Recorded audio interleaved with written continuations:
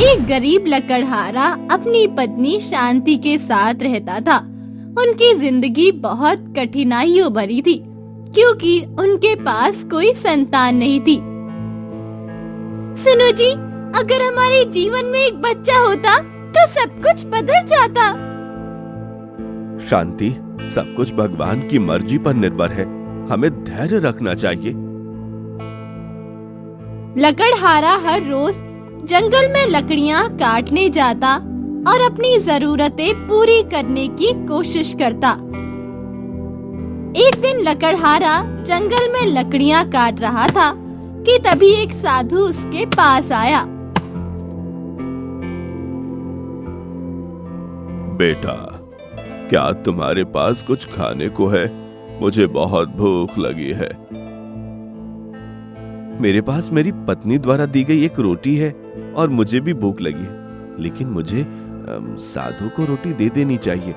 साधु महाराज, आप ही रोटी खा लीजिए, आपकी भूख मुझसे ज्यादा महत्वपूर्ण है। साधु ने रोटी खाई और बहुत प्रसन्न हुआ। बेटा, तुम्हारी ईमानदारी और त्याग ने मेरा मन छू लिया। तुम मुझसे जो भी मांगना चाहते हो मांग लो। नहीं साधु महाराज, मुझे कुछ नहीं चाहिए। कुछ तो मांगो बेटा, तुमने मुझे खाना खिलाया है, तुम्हें कुछ तो मांगना होगा। ठीक है साधु महाराज। महाराज, हमारी कोई संतान नहीं है, मेरी पत्नी और मैं इस सुख से वंचित हैं। चिंता नहीं करो, तुम्हारे घर एक पुत्र जन्म लेगा जो बहुत बड़े कुल का होगा, लेकिन याद रखना उसका जीवन सामान्य नहीं होगा, उसका अतीत उससे जुड़ा रहेगा। ये कहकर साधु वहाँ से चले गए। लकड़हारा खुशी खुशी घर आया और शांति को सारी बात बताई। साधु महाराज ने हमें आशीर्वाद दिया है।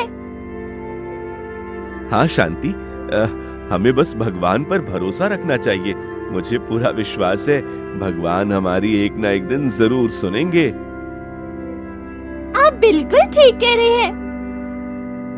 कुछ वर्ष के बाद शांति गर्भवती हुई और एक सुंदर पुत्र को जन्म दिया।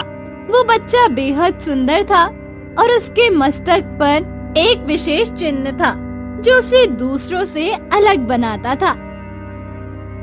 अरे, हमारा बेटा बहुत सुंदर और खास है। इसके माथे पर यह चिन्ह किसी रहस्य का संकेत है। आखिरकार भगवान ने हमारी सुन ली है। लकड़हारा और शांति अपने पुत्र को देखकर बहुत प्रसन्न थे। कुछ वर्ष बीत गए, बालक बड़ा होने लगा, परंतु एक अजीब बात थी। जैसे जैसे वो बड़ा हो रहा था, उसके साथ कुछ अजीब घटनाएं होने लगी थी। अक्सर रात को वो अचानक नींद में नहीं नहीं, मत मारो मुझे माँ। अरे क्या हुआ बेटा, तुम इतने घबराए हुए क्यों हो? क्या कोई बुरा सपना आया? माँ, मेरे को किसी ने पीछे से खंजर से मारा। माँ, मुझे बचा लो। अरे बेटा, डरो मत, मैं हूँ ना तुम्हारे पास। वो तुम्हारा पूरा सपना था, अब सो जाओ, तुम्हें कुछ नहीं होगा, मैं हूँ ना बेटा। शांति ने इसे बच्चे का बुरा सपना समझा, लेकिन ये सिलसिला लगातार बढ़ता था। ऐसा क्यों हो रहा है हमारे बेटे के साथ? ये रोज रोज के सपने उसकी हालत खराब कर रहे हैं। मैं भी परेशान हूँ, शायद ये भगवान का कोई संकेत है। कल हम इसे ज्योतिषी के पास लेकर चलेंगे, वहाँ कुछ ना कुछ तो उपाय जरूर वो बताएंगे। अगले दिन वे गांव के प्रसिद्ध ज्योतिषाचार्य के पास पहुँचे। ज्योतिषी ने बालक को ध्यान से देखा, फिर उन्होंने अपनी आंखें बंद कर कुछ मंत्र पढ़े और गणना करने लगे। बालक, ये कोई साधारण बालक नहीं है, इसका पुनर्जन्म बहुत बड़ा है। क्या मतलब महाराज, ऐसा क्यों कह रहे हैं आप? इसका जन्म बहुत बड़े कुल में हुआ था। पिछले जन्म में इसके साथ एक बहुत बड़ा धोखा हुआ। यह जिस पर सबसे विश्वास ज्यादा करता था उसी ने इसे मार डाला। वह दर्द और क्रोध इसके साथ इस जन्म में भी आया है। इसके सपने उसी अतीत का हिस्सा है। तो अब क्या करें महाराज? हमारे बेटे को इस कष्ट से कैसे बचाएं? इसका अतीत इसे परेशान कर रहा है। बदले की आग आत्मा को कमजोर कर रही है। तुम्हें मैं खास पूजा करके एक ताबीज देता हूं, जिससे अगर यह पहने रहेगा तो यह स्वस्थ रहेगा और इस पर कोई भी कष्ट नहीं आएगा।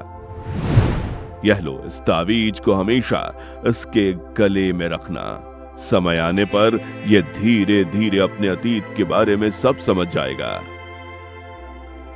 भगवान का लाख लाख शुक्रिया है। हाँ, मेरा बेटा ठीक हो जाएगा। धन्यवाद गुरुजी। ऐसे ही कुछ वर्ष और बीत जाते हैं। अब रघु बहुत बड़ा हो चुका था।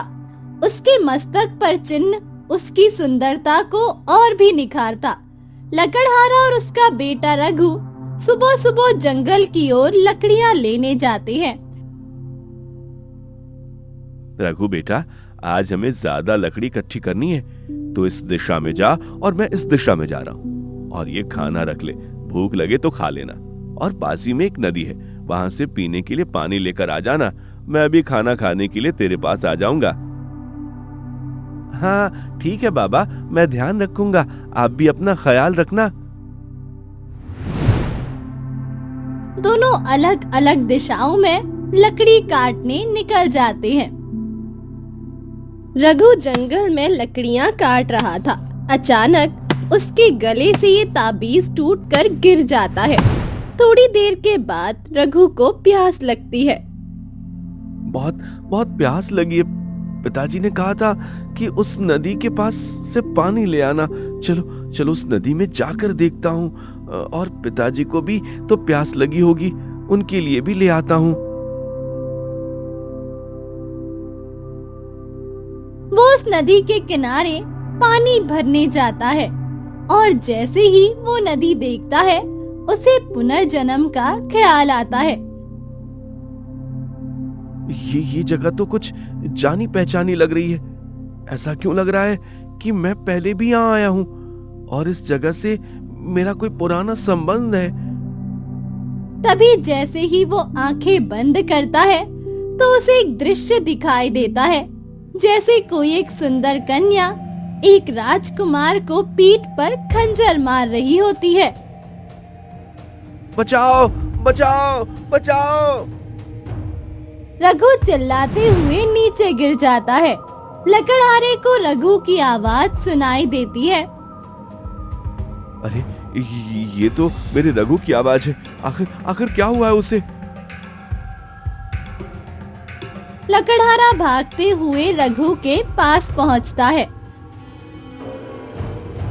और उसे जमीन पर बेहोश पाता है। हे भगवान, रघु उठ बेटा, क्या हुआ तुझे? लकड़हारा रघु को उठाने की कोशिश करता है, लेकिन वो नहीं उठता। वो रघु को उठाकर घर ले जाता है। अरे जी, क्या हुआ हमारे रघु को? ये इस हालत में क्यों है? पता नहीं, मैं लकड़ियां काट रहा था, तब इसकी चीख सुनी। जब मैं इसके पास गया तो ये बेहोश पड़ा था। जल्दी हकीम को बुलाओ। थोड़ी देर में हकीम आता है और जड़ी बूटियों से रघु का इलाज करता है। रघु को होश आ जाता है। रघु बेटा, अब तू ठीक है? क्या हुआ था तुझे? माँ, जब मैं नदी के पास गया तो मुझे अचानक ख्याल आया कि कोई मुझे मार रहा है। सब कुछ ऐसा लग रहा था जैसे मैंने पहले भी देखा हो। अरे इसका ताबीज कहाँ गया? वो साधु महाराज का दिया हुआ ताबीज इसके गले में नहीं है। ताबीज? क्या वो ताबीज गिर गया? ज्योतिषाचार्य ने कहा था कि ये ताबीज इसके अतीत को दबाए रखेगा। इसके बिना ये सब कुछ याद कर सकता है। इसी वजह से ये सब हुआ है। तो फिर अब क्या करें? हम कल ही ज्योतिषाचार्य के पास जाएंगे, वो ही उपाय बता सकते हैं।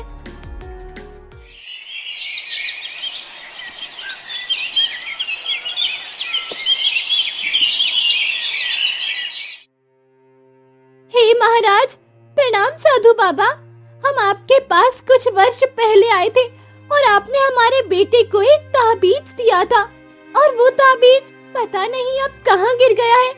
आप हमारे बेटे रघु को बचाइए, हम इसे इस हालत में नहीं देख सकते बाबा, नहीं देख सकते। मैंने कहा था, इसका अतीत इसे डराने की कोशिश करेगा और अपनी ओर खींच ले आएगा। ये सब उसी के कारण हो रहा है। तुम्हारे बेटे का जीवन साधारण नहीं है। वो पिछले जन्म में एक बहुत बड़े कुल का हिस्सा था। उसकी मृत्यु के साथ एक अनहोनी जुड़ी है। तुम चाहे कितनी भी कोशिश कर लो, वो अपनी अतीत की ओर खिंचा चला जाएगा। हे महाराज, हम अपने बेटे को इस दर्द से बचाना चाहते हैं। कृपया कृपया कुछ उपाय बताइए। ठीक है, मैं एक और ताबीज इसे देता हूं, लेकिन याद रखना, सत्य को सदा दबाया नहीं जा सकता। साधु महाराज मंत्र पढ़ते हैं और एक नया ताबीज बनाते हैं। इसे रघु के गले में डाल दो। यह उसे कुछ समय तक शांत रखेगा, परंतु सत्य उसकी राह में दोबारा आएगा। लकड़हारा और उसका परिवार घर लौट आते हैं। रघु के गले में ताबीज डाल दिया जाता है और वो धीरे धीरे ठीक हो जाता है। रघु अपने कमरे में चिंतित था। साधु महाराज, क्या कह रहे थे? मेरा अतीत मेरे से जुड़ा हुआ है। आखिर वो सुंदर लड़की कौन थी जिसने पीठ पर खंजर मारा? मेरा अतीत क्या है और मेरा उस जगह से क्या संबंध है? मुझे इन सवालों का जवाब उसी जगह जाकर मिलेगा। मुझे पता लगाना होगा कि आखिर मैं कौन हूँ। रात भर रघु इन्हीं विचारों में जागता है। अगली सुबह वो जंगल पर उसी जगह पर पहुंचता है। ये ताबीज मुझे मेरे अतीत से दूर रखता है। इसे तोड़कर मुझे अपनी सच्चाई का सामना करना होगा। वो ताबीज तोड़ देता है। अचानक उसे फिर से वही दृश्य दिखाई देता है। एक राजकुमार अशोक, जिसके पिता राजा विक्रम सिंह थे।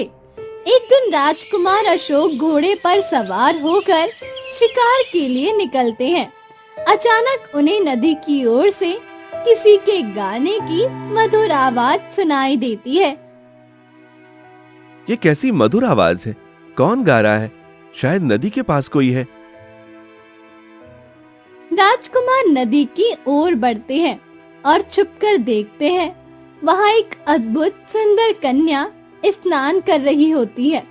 उसकी सुंदरता देखकर राजकुमार मंत्र मुग्ध हो जाते हैं।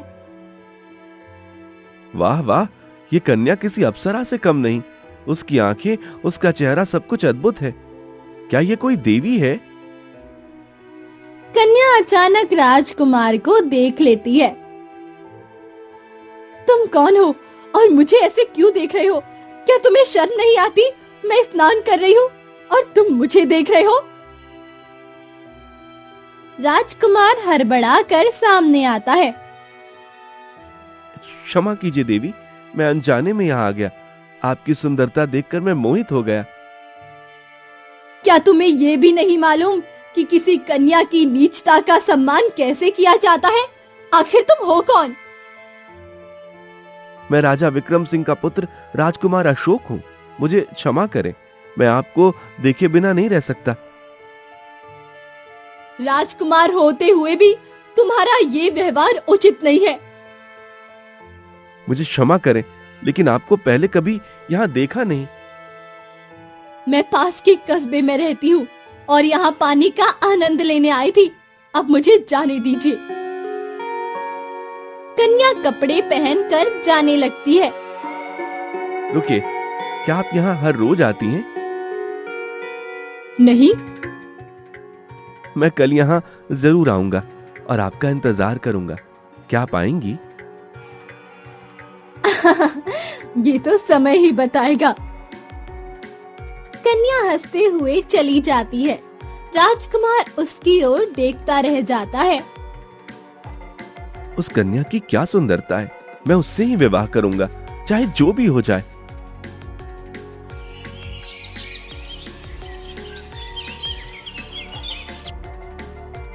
अगले दिन वही नदी के पास राजकुमार उस कन्या का इंतजार कर रहे थे। कुछ देर बाद कन्या वहां आती है। तो तुम सच में आ गई? मैंने कहा था ना, मैं तुम्हारा इंतजार करूंगा। मैं तुमसे कुछ कहना चाहता हूँ। क्या कहना है? मैं तुमसे प्रेम करता हूँ, तुम्हारे बिना मैं जी नहीं सकता। क्या तुम मुझसे विवाह करोगी? आपकी सुंदरता ने मुझे मोहित कर लिया है। मैं आपको अपनी पत्नी बनाना चाहता हूँ। आप तो राजकुमार अशोक है और मैं एक साधारण लड़की। ये कैसे संभव है? क्यों नहीं संभव है? मैं आपसे बेहद प्रेम करता हूँ, मुझे आप पसंद हो। क्या महाराज विक्रम सिंह हमारी शादी के लिए मानेंगे? मैं एक साधारण सी लड़की हूँ और मेरे तो माता पिता भी नहीं है। महाराज ये संबंध कभी स्वीकार नहीं करेंगे। मैं हर बाधा को पार करूंगा। मैं अपने पिता से बात करूंगा। तुम चिंता मत करो, बस मुझ पर विश्वास रखो। अगर आप ऐसा कहते हैं तो मैं इंतजार करूंगी।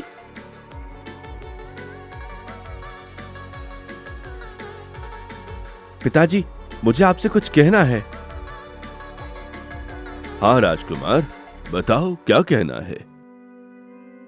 पिताजी, वो दरअसल मैंने अपने जीवन साथी का चुनाव कर लिया है। ये तो बहुत ही अच्छी बात है राजकुमार। कौन है वो लड़की?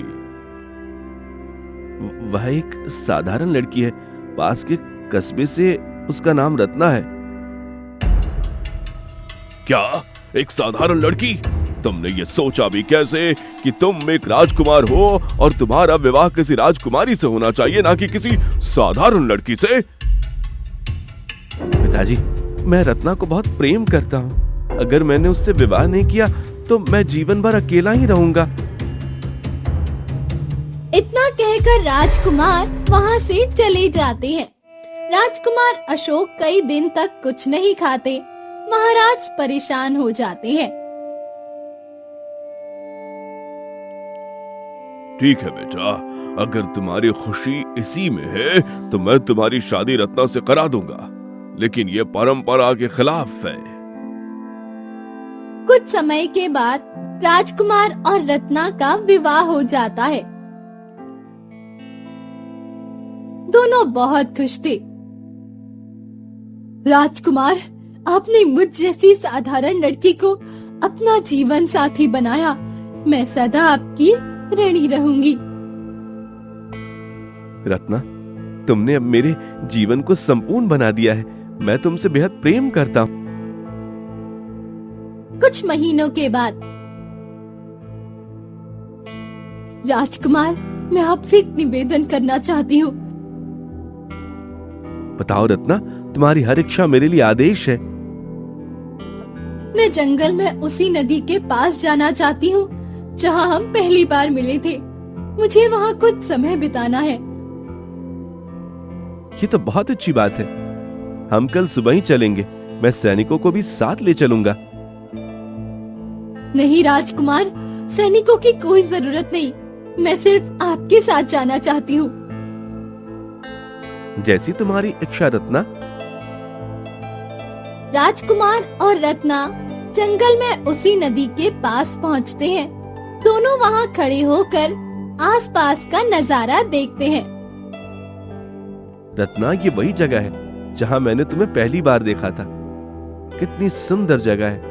ये नदी भी तुम्हारी सुंदरता के सामने कुछ भी नहीं है। राजकुमार, अगर मैं तुमसे यहाँ नहीं मिलती तो हमारी शादी कभी नहीं होती। सच में मैं खुद को बहुत ही भाग्यशाली मानता हूँ कि तुम मेरी जीवन संगनी बनी। मैं तुम्हारे बिना अधूरा था। तुमने मेरे जीवन को संपूर्ण बना दिया। तुम्हारी आंखें, तुम्हारी मुस्कान और ये जगह, सब कुछ मुझे उस दिन की याद दिलाती हैं। राजकुमार, अगर मैं आपसे कुछ पूछूं, तो क्या आप सच सच बताएंगे? पूछो रत्ना, मैं तुमसे कुछ नहीं छुपाऊंगा। क्या आप मुझ पर पूरा विश्वास करते हैं? ये भी कोई पूछने वाली बात है रत्ना? मैं तुम पर अपने से ज्यादा यकीन करता हूँ। मैं तुम्हें अपनी जान से भी ज्यादा प्रेम करता हूँ। अगर मुझे तुम्हारे लिए मरना भी पड़े तो मैं खुशी खुशी मर जाऊंगा। अगर मैं तुम्हें धोखा दूं तो? ऐसा कभी नहीं हो सकता। तुम मेरी हो रत्ना। राजकुमार नदी की ओर चेहरा करे खड़ा होता है। तभी रत्ना उसके पीठ पर खंजर मार देती है। रत्ना, ये क्या कर दिया तुमने? रत्ना फिर खंजर राजकुमार के पेट में मार देती है। राजकुमार जमीन पर गिर पड़ता है। रत्ना, मैंने तो तुम्हें अपने जीवन से ज्यादा प्रेम किया, क्यों? इसका मतलब मैं पिछले जन्म में राजकुमार अशोक था और रत्ना मेरी पत्नी। उसने मुझे मारा, लेकिन क्यों? वह तो मुझसे सच्चा प्रेम करती थी। आखिर उसने ऐसा क्यों किया? मुझे इस सवाल का जवाब चाहिए। ये सब मुझे जानना ही होगा। साधु महाराज ने कहा था कि मैं अपने अतीत को खुद समझ पाऊंगा। मुझे उन्हीं के पास जाना होगा।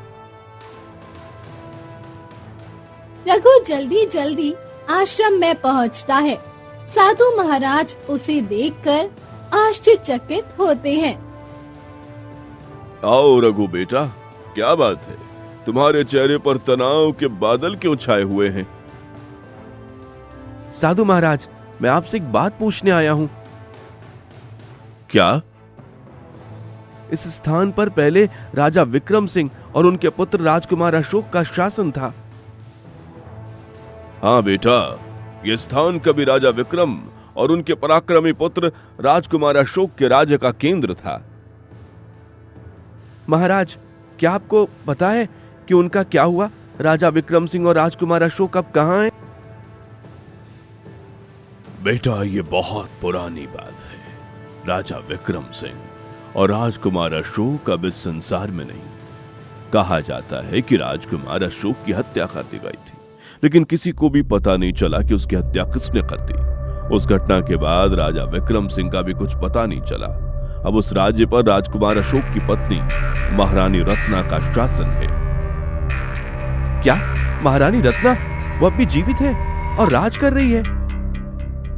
हाँ बेटा, लेकिन तुम ये सब क्यों पूछ रहे हो? तुम्हें इन बातों में इतनी रुचि क्यों है? कुछ नहीं साधु महाराज, मैं बस यूं ही उनके बारे में सुनना चाहता था। धन्यवाद गुरुजी। रघु बेटा, यदि तुम्हारे मन में कोई सवाल या चिंता है तो उसे छुपाओ मत। मैं तुम्हारी मदद करूंगा।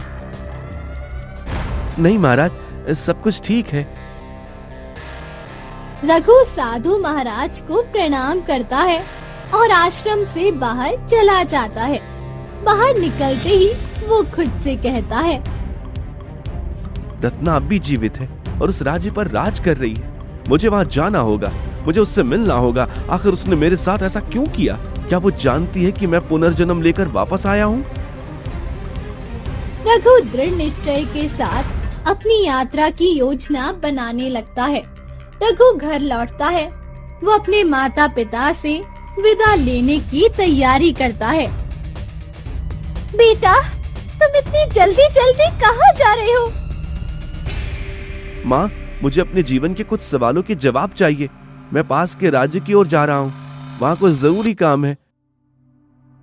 बेटा, जो भी करना है वहाँ सोच समझ के करना। हमें चिंता होती है। और हाँ, जल्दी लौट आना। रघु अपने माता पिता को आश्वस्त करता है और निकल पड़ता है।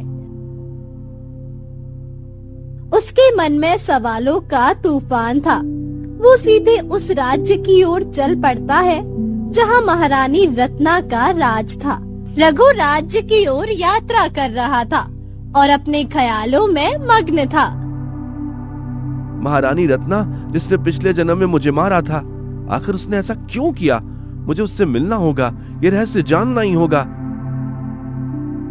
कुछ दिनों की यात्रा के बाद रघु उस राज्य में पहुंचता है जहां महारानी रत्ना का शासन था।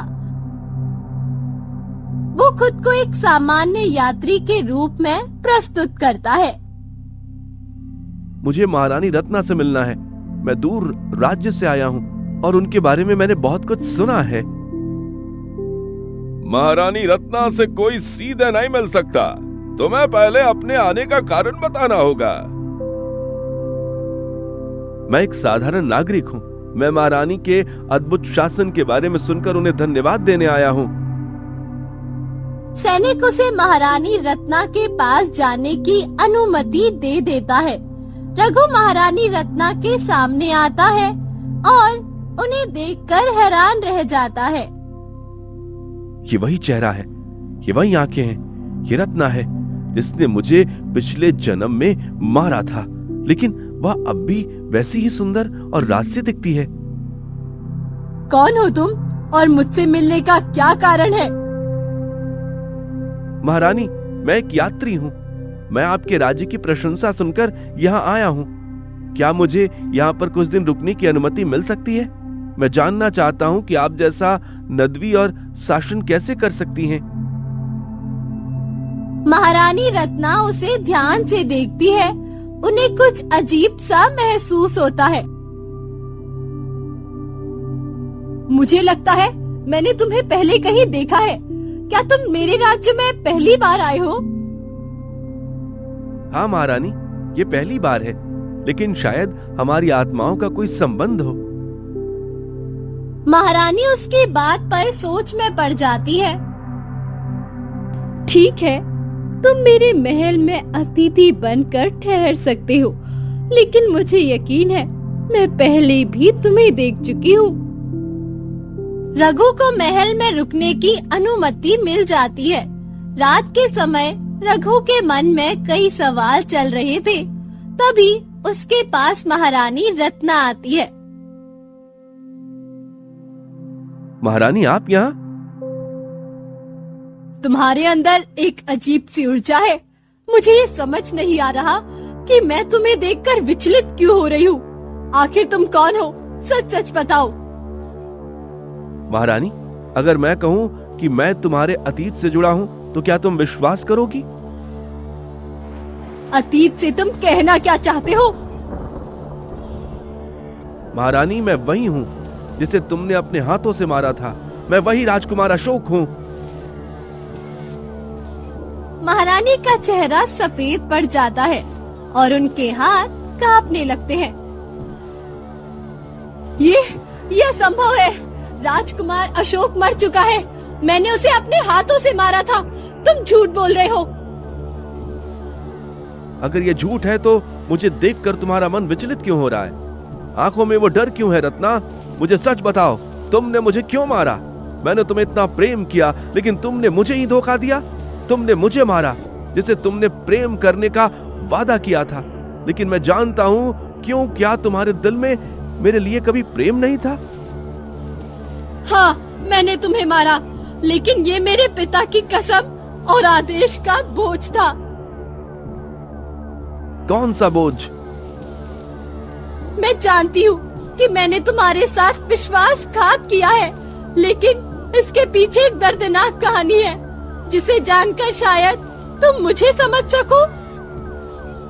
बताओ रत्ना, मुझे जानना है आखिर ऐसा क्या हुआ जिसने तुम्हें इतना कठोर बना दिया। ये बहुत पहले की बात है। मैं छोटी थी और अपने पिता के साथ जंगल में लकड़ियां इकट्ठा कर रही थी। मेरे पिता मुझसे थोड़ी दूरी पर झाड़ियों के पीछे लकड़ियां काट रहे थे। उसी जंगल में तुम्हारे पिता महाराज विक्रम सिंह अपने मंत्री और सैनिकों के साथ शिकार करने आए थे। उन्होंने झाड़ियों में हलचल देखी और बिना कुछ सोचे समझे अपना तीर छोड़ दिया। वो तीर मेरे पिताजी को जा लगा। क्या मेरे पिता ने? हाँ, तुम्हारे पिता ने मेरे पिता को शिकार समझकर तीर मार दिया। वो बुरी तरह घायल हो गए। मैं पास की झाड़ियों में छुपी हुई ये सब देख रही थी। फिर क्या हुआ? तुम्हारे पिता और उनके मंत्री घायल इंसान को देखकर डर गए।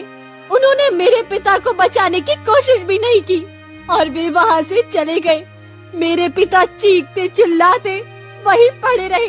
मैं डर के मारे बाहर नहीं आई, लेकिन जब वो चले गए तो मैं दौड़कर अपने पिता के पास पहुंची। वो मेरे जीवन का आखिरी सहारा थे और वो मेरी आंखों के सामने दम तोड़ने लगे और उनके आखिरी शब्द थे कि राजा विक्रम सिंह एक कठोर दिल इंसान है।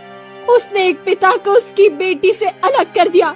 उन्होंने मुझसे अपनी आखिरी इच्छा कही कि मैं उनकी मौत का बदला लूं। आखिर उनकी मौत बेकार नहीं जानी चाहिए। और तुमने अपने पिता से वादा किया? हाँ, मैंने अपने पिता को वचन दिया था कि मैं तुम्हारे परिवार से बदला लूंगी। यही वजह थी कि मैंने तुम्हें अपने जाल में फंसाया। मैंने तुम्हारे प्रेम का उपयोग अपने बदले के लिए किया। लेकिन क्या रत्ना? तुम्हारा प्रेम मेरे कठोर दिल को भी पिघला गया। मुझे तुमसे सचमुच प्रेम हो गया था। मैं अपने वचन और प्रेम के बीच फंसी हुई थी, लेकिन मेरे लिए मेरे पिता का वचन सबसे ऊपर था और उसी वचन को निभाने के लिए मैंने तुम्हारी हत्या कर दी। तुमने अपने प्रेम के साथ विश्वासघात किया। अब मुझे इसका पछतावा है। मैंने तुम्हारे पिता महाराज विक्रम सिंह को बंदी बना रखा है और उन्हें काल कोठरी में बंद कर रखा है। लेकिन अब मुझे अपनी गलती का एहसास हुआ है। मैं खुद को कभी माफ नहीं कर पाऊंगी, कभी नहीं। रत्ना, तुमने बदले और प्रेम के बीच चुना, लेकिन तुम्हारा निर्णय दोनों को बर्बाद कर गया। अब मैं यहाँ हूँ अपने अतीत के सवालों के जवाब के लिए, लेकिन शायद मैं तुझे माफ कर सकूं, क्योंकि राजा विक्रम ने तुम्हारे पिता की हत्या की। उसकी सजा मिल गई। वो इतने वर्ष तुम्हारी कैद में रहे, लेकिन अब उन्हें रिहा करो। मैं जानती हूँ मैंने तुम्हें और खुद को बर्बाद कर दिया। मैं तुम्हारी माफी के लायक नहीं हूँ। अगर तुम कहते हो तो मैं तुम्हारे पिता राजा विक्रम सिंह को रिहा कर देती हूँ और पूरा राज्य भी तुम्हें सौंप दूंगी। तुम मुझे जो सजा देना चाहो मुझे मंजूर है। रघु गहरी सोच में पड़ जाता है। रत्ना, बदले और क्रोध की आग ने हम दोनों को बर्बाद कर दिया। अगर तुम सच में पछतावा कर रही हो तो अपने जीवन को सही रास्ते पर लगाओ। रत्ना सिर झुकाकर रघु के फैसले को स्वीकार कर लेती है। तुम्हारी बात सही है। मैं अब अपने वचन से मुक्त होकर अपने प्रायश्चित का जीवन जीऊंगी।